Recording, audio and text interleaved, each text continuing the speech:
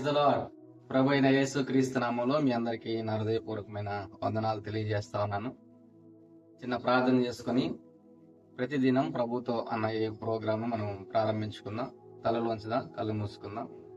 పరిశుద్ధుడైన తండ్రి, ప్రేమ కలిగిన మా దేవా, నీకు వందనాలు. మరొక దినాన ఈ రీతిగా మేము కలుసుకోవడానికి మీరు ఇచ్చిన ఈ సమయాన్ని బట్టి మీకు వందనాలు.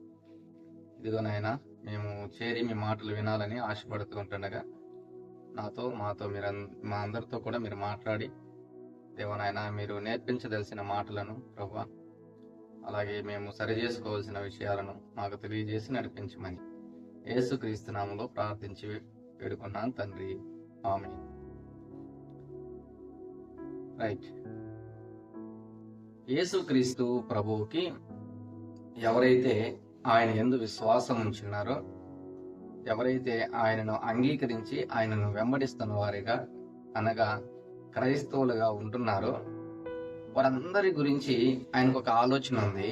ఏంటి ఆలోచన అంటే, ఎవరైతే ఆయనను అంగీకరించి ఆయన అడుగుజాడలలో నడుచుకుంటూ ఉన్నారో అలాంటి వారు ఈ యొక్క ప్రపంచంలో అనేక మంది యేసుక్రీస్తు ప్రభువుని ఎరగని వారికి అలాగే ఎరిగిన వారికి మాదిరికరంగా ఉండాలి అని దేవుడు మన విషయమై ఆయన ఆలోచన చేస్తూ ఉంటున్నవాడిగా ఉంటా ఉన్నాడు. అర్థమైందా? మనం ఎలా ఉండాలి అంటే మాదిరికరంగా, మోడల్గా మనం ఉండాలి. ఎవరైనా మనం చూస్తే, ఇదిగో నేను పలానా అన్నలాగా నేను ఉండాలి, నేను పలానా అక్కలాగా నేను ఉండాలి, ఎంత చక్కగా అక్క మాట్లాడుతుంది, ఎంత మంచిగా అన్న నన్ను ప్రేమతో పిలుస్తాడు, ఎంత మర్యాదిస్తారు, ఎంత చక్కగా పరిచర్య చేస్తారు అన్న విధంగా మనలను చూచి వాళ్ళు నేర్చుకోవాల్సిన వారుగా ఉంటా ఉన్నారు. ఉండాలి అని దేవుడు మనల్ని కూడా కోరుకుంటా ఉన్నాడు. మీరు అనేక మందికి మాదిరిగా ఉండండి. ఒక మాట బైబిల్ గ్రంథం నుంచి చదువుకుందాము. 1 తిమోతి పత్రిక 4వ అధ్యాయం 11వ వచనంలో ఈ మాట రాయబడతా ఉంది. నీ యవ్వనమును బట్టి ఎవడును నిన్ను తృణీకరింపనీయకము, కానీ మాటలోను, ప్రవర్తనలోను, ప్రేమలోను, విశ్వాసములోను, పవిత్రతలోను విశ్వాసులకు మాదిరిగా ఉండుము. చూడండి, ఎన్ని విషయాలు ఇక్కడ చెప్తా ఉన్నారు అంటే, మనము మాటలలో, అలాగే ప్రవర్తనలో, ప్రేమలో, విశ్వాసములో, పవిత్రతలో మనం మాదిరిగా ఉండాలి. మనం చాలాసార్లు అనుకుంటాము, కొంతమంది వ్యక్తులను మనతో పోల్చుకుంటా ఉంటాం. ఏమని? నేను పలానోడు కన్నా చాలా మంచివాడినే, నేనేమన్నా వాళ్ళలాగా తాగుతున్నానా, నేనేమన్నా వాళ్ళలాగా తిరుగుతున్నానా, నేనేమన్నా వాళ్ళలాగా లేకపోతే ఇతరమైన అపవిత్ర కార్యాలు ఏమైనా చేస్తా ఉన్నానా, నేను చాలా పర్ఫెక్ట్ గా ఉన్నాను, వాడితో పోలిస్తే నేను బెటర్ గా ఉన్నాను. కొంతమంది స్త్రీలు కూడా అలాగే ఇతర స్త్రీలతో ఇలా పోల్చుకుంటా ఉంటారు. ఆమెలాగా నేను లేను, ఆమెలాగా నేను మాట్లాడను, ఆమెలాగా నేను ప్రవర్తించను, ఆమెతో పోలిస్తే నేను బెటరే. దేవుడు మనకు ఈ యొక్క పరిశుద్ధ గ్రంథంలో రాయించిన మాట ఏంటంటే, మీరు అనేక మందికి విశ్వాసులకు మాదిరిగా ఉండండి. అవిశ్వాసులైన వారితో పోల్చుకుంటా ఉన్నాం మనము. దేవుణ్ణి వెంబడిస్తున్నా, దేవుణ్ణి అనుసరిస్తుంటున్నా వారికి సైతము మనం మాదిరిగా ఉండాలంట. మనం చాలా సాటిస్ఫై అయిపోతా ఉంటాం. చుట్టుపక్కల ఉన్న వారితో పోల్చుకొని వారికన్నా వీళ్ళకన్నా నేను గొప్పే, వాడు వారానికి 4 సినిమాలు చూస్తాడు, నేను ఎప్పుడో నెలకు 2 సినిమాలు చూస్తాను, సో నేను పెద్ద పాపినైతే కాదు, వాడు చాలా మందితో తిరుగుతూ ఉంటాడు, నేను ఎప్పుడన్నా అవసరమైనప్పుడు అట్ట పోతా ఉంటాను.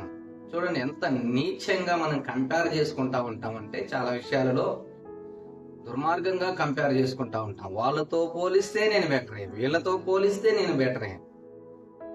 దేవుడు నీ నుంచి ఆశిస్తున్నది ఏంటంటే, నీవు అనేక మంది విశ్వాసులకు సైతము మాదిరిగా ఉండాలి. అది దేవుడు నీ యొద్ద నుంచి ఆశిస్తా ఉన్నది, కోరుకుంటా ఉన్నది. అయితే ఈ దినాన మనము మాటల విషయంలో అందరికీ మాదిరికరంగా ఉంటున్నామా లేదా అన్నది మనం చూడాలి. మాదిరిగా ఉంటున్నామా లేదా, మన మాటలు ఎలా ఉంటున్నాయి, మన యొక్క వ్యక్తిగతంగా మనం మనల్ని గురించి ఆలోచన చేసుకుంటే మంచి మాటలు వస్తున్నాయా మన నోటి నుంచి? మన నోటి నుంచి న్యాయమైన మాటలు వస్తా ఉంటున్నాయా? ఇది మనం చాలా జాగ్రత్తగా చూసుకోవాల్సిన వారంగా ఉంటా ఉన్నాం. ఏదో కోపం వచ్చినప్పుడు 1-2 బూతులు అంటానండి నేను, అంతేగాని అసలు నా నోటి వెంబడి బూతే రాదు అనుకునే వాళ్ళు చాలా మంది ఉంటా ఉన్నారు. కోపం వస్తే నేను మనిషిని కాదండి, మిగతా అప్పుడు నేను చాలా మంచోడినేనండి అనుకునే వాళ్ళు చాలా మంది ఉంటా ఉన్నారు. నేను ఎప్పుడో ఒకసారి నేను అబద్ధాలు ఆడతానండి, మాక్సిమం నేను అబద్ధాలు ఆడను, ఎప్పుడైనా ఒకసారి అబద్ధాలు ఆడతాను అనుకునే వాళ్ళు ఉంటా ఉన్నారు. బహుశా ఈ మాటలు వింటున్న వారిలో కూడా అలాంటి వారు ఉండొచ్చు. అబద్ధాల విషయంలో, బూతుల విషయంలో, మోసకరమైన మాటలు మాట్లాడే విషయంలో, దుర్భాషలాడే విషయంలో, అగౌరవంగా మాట్లాడే విషయంలో, నిందించే విషయంలో, దూషించే విషయంలో, హేళన చేసే విషయంలో చాలా మంది ఎగతాళి చేయడం వాళ్ళకి అలవాటు. వారికి వచ్చిన ఆ యొక్క మాటల చేత అనేకమైన పదప్రయోగాలు చేస్తూ అనేక మందిని ఎగతాళి చేస్తా ఉంటారు. వాడు ఫలానా అలాంటి వాడు రా, ఇలాంటి వాడు రా, వాడు చూడరా వాడు ఎలా ఉన్నాడు. ఎగతాళికరమైన మాటలు, సరసమైన మాటలు. మనం ఎలా ఉంటా ఉన్నాం? దేవుడు అంటా ఉన్నాడు, మీరు మాటలలో మాదిరికరంగా ఉండండి, మాదిరికరంగా ఉండండి. చాలా జాగ్రత్త సుమా, మనం చాలా జాగ్రత్తగా ఉండాలి. మన మాట విషయంలో మనం మాట జారాము అంటే మన సాక్ష్యం అంతా కూడా ఒక్కసారిగా కొలాప్స్ అయిపోతుంది. మనం మాటలు జారి అనకూడని మాటలు, పలకకూడని మాటలు, రాకూడని మాటలు మన నోట వెంట వచ్చాయి అంటే నీకే కాదు, యేసుక్రీస్తు ప్రభువుకు కూడా మనము అవమానం తెచ్చిన వారంగా అయిపోతాం సమాజంలో. ఈ రోజుల్లో నోటిని అదుపు చేసుకోలేక అనేక మంది పెద్ద పెద్ద వారు సైతం దేవునికి తలవంపులు తెస్తున్న వారిగా ఉంటా ఉన్నారు. వారు మాట్లాడే మాట మనం ఎలా ఉంటా ఉన్నామో ఒకసారి ఆలోచన చేసుకోవాల్సిన వారిగా ఉంటా ఉన్నాం. యాకోబు పత్రిక 3వ అధ్యాయము 2వ విషయంలో స్పష్టంగా ఒక మాట రాయబడతా ఉంది. అనేక విషయములో మనమందరం తప్పిపోవచ్చున్నాము. ఎవడైనను మాట యందు తప్పని ఎడల అట్టివాడు లోపము లేనివాడై తన సర్వ శరీరమును స్వాధీనమందించుకున్న శక్తి గలవాడగును. చూడండి, ఎవడైతే మాట విషయములో లోపము లేకుండా ఉంటాడో తన సర్వ శరీరమును స్వాధీనపరుచుకునేవాడిగా ఉంటాడు. ఎంత చక్కటి మాట. మనం మాట తూలేము అంటే ఆ మాట మనలను చాలా దూరం తీసుకెళ్లిపోతుంది. ఒక అబద్ధం ఆడామంటే ఆ అబద్ధం కోసం 100 అబద్ధాలు ఆడాల్సి వస్తుంది. ఎవరికైనా ఒక మోసకరమైన మాట చెప్పి వాళ్ళని మోసపుచ్చాలి అనుకుంటే దానికోసం ఎన్ని అబద్ధాలు ఆడాలో. ఏ వ్యక్తినైనా ఒక మాట మనం దూషించామంటే ఇంకా ఆ దూషణకరమైన మాటల చేత ప్రతిసారి దూషిస్తూనే ఉండాల్సి వస్తుంది కదా. అవును అన్నాను ఏంటంట అనే రకంగా కూడా మనం వెళ్ళిపోతాం. నేను చాలా మందిని గమనిస్తా ఉన్నా. ఒకనొక గొడవ జరుగుతా ఉన్నప్పుడు ఒక ప్రదేశంలో క్రైస్తవుడిగా ఉంటున్న ఆయన చాలాసేపు నేను ఆ మాట అనలేదు అని వారితో వాదిస్తా ఉన్నాడు. కానీ నువ్వు ఆ మాట అన్నావు అని ఒకరిద్దరు చెప్పిన తర్వాత అన్నాను ఏంటంట అంటే అక్కడ ఉన్న వాళ్ళు ఏం చేయలేకపోవచ్చేమో కానీ నిన్ను గమనిస్తున్న ఆయన ఏదో ఒకటి చేయగలడు కదా. అరే దేవుడు నన్ను చూస్తున్నాడే, నేను ఈ మాట అనొచ్చా?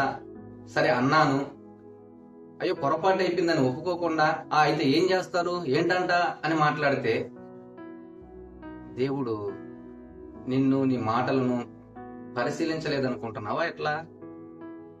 మాటలు వింటున్న ప్రియమైన సహోదరుడా సహోదరి, మన నోటి వెంట ఎలాంటి మాటలు వస్తున్నాయో మనం జాగ్రత్తగా చూసుకోవాలి. కోపంలో చాలా రకాలైన మాటలు వచ్చేస్తాయి, బూతులు వచ్చేస్తాయి, వినలేని బూతులు వస్తూ ఉంటాయి కదా. విపరీతమైన అబద్ధాలు ఆడుతూ ఉంటాం మనం. ఈ అబద్ధము మనల్ని ఎంత దూరం తీసుకెళ్లిపోతుందంటే అందరితో పాటు అబద్ధాలు ఆడేవారు కూడా అగ్నిగుండములో కాలుతూ ఉంటారు. జాగ్రత్త. అబద్ధానికి జనకుడు సాతాను అన్న విషయం మర్చిపోతా ఉన్నారు మీరు.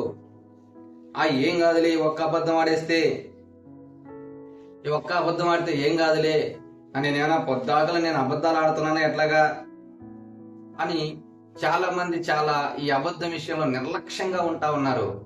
జాగ్రత్త, నీ నోటి వెంబటి అబద్ధాలు వస్తున్నాయేమో జాగ్రత్త. నేను ఇప్పుడు ఒక వాక్యాన్ని చదివి వినిపిస్తాను. ఆ వినిపించిన వాటిల్లో ఎవరెవరు ఉంటున్నారో మీరే జాగ్రత్తగా చూసుకోవాల్సిందిగా మనం చేస్తా ఉన్నాం. ప్రకటన గ్రంథం 21వ అధ్యాయము 8వ వచనంలో ఇలా రాయబడతా ఉంది. పిరికివారును, అవిశ్వాసులను, అసహ్యులను, నరాంతకులను, వ్యభిచారులను, మాంత్రికులను, విగ్రహారాధికులను, అబద్ధికులందరూ అగ్నిగంధకములతో మండు గుండంలో పాలు పొందుదురు. చూడండి, అబద్ధికులందరూ. నువ్వు చాలా సింపుల్ గా తీసుకుంటున్నావేమో, ఏదో నేను అప్పుడప్పుడు ఒక అబద్ధం ఆడుతున్నాను లేని. దేవుడు దాన్ని చాలా సీరియస్ గా తీసుకుంటా ఉన్నాడు.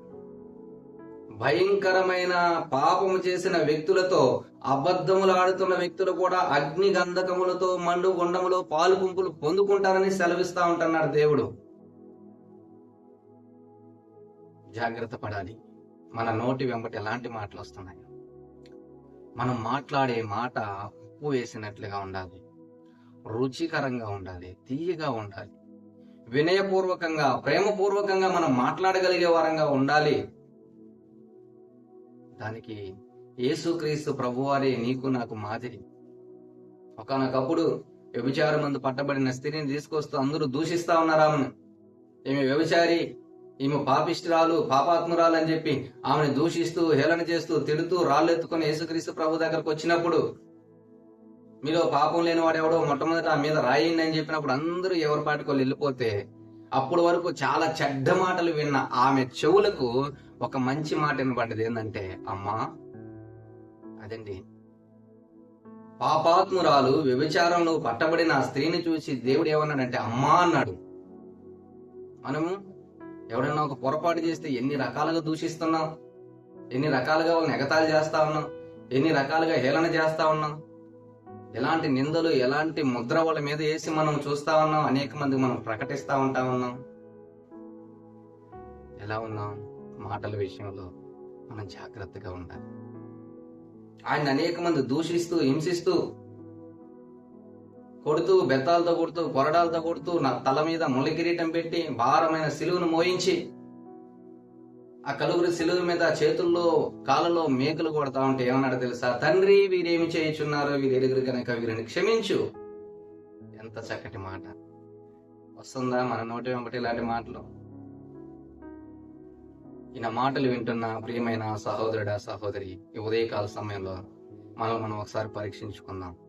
యేసుక్రీస్తుని అంగీకరించిన మన యొక్క నోట నుండి ఎలాంటి మాటలు వస్తున్నాయి? అబద్ధాలు, మోసకరమైన మాటలు, బూతులు, లేకపోతే హేళన, నింద, దూషణ, ఇలాంటి మాటలు ఏమైనా వస్తున్నాయా? శపించడము, ఇలాంటి మాటలు ఏమైనా వస్తున్నాయా? ఒకవేళ ఇంకా మన నోటి వెంబడి అలాంటి మాటలు వస్తున్నట్లయితే మార్చుకుందాం. మాటలలో మాదిరికరంగా అనేక మందికి మనం ఉందాం. దేవుడు ఇదే నీ నుంచి ఆశిస్తా ఉంటాం.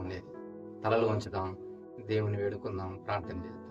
పరిశుద్ధుడైన తండ్రి, ప్రేమ కలిగిన మా దేవ, నీకు వందనాలు. ఈ ఉదయకాల సమయంలో మాటలలో మేము ప్రవర్తన కలిగిన, మంచి ప్రవర్తన కలిగి దేవనైనా అనేక మందికి మాదిరికరంగా ఉండాలని ఈ వాక్యం ద్వారా మేము విన్నాం. ఎవరైతే వారి యొక్క మాటల విషయమై దేవా అయా మార్పు చెందాలని కోరుకుంటా ఉన్నారో వారందరికీ మీరు తోడుగా ఉండి సహాయం చేయమని వేడుకుంటూ యేసుక్రీస్తు నామములో ప్రార్థించి వేడుకున్నాను తండ్రి. ఆమేన్. God bless you.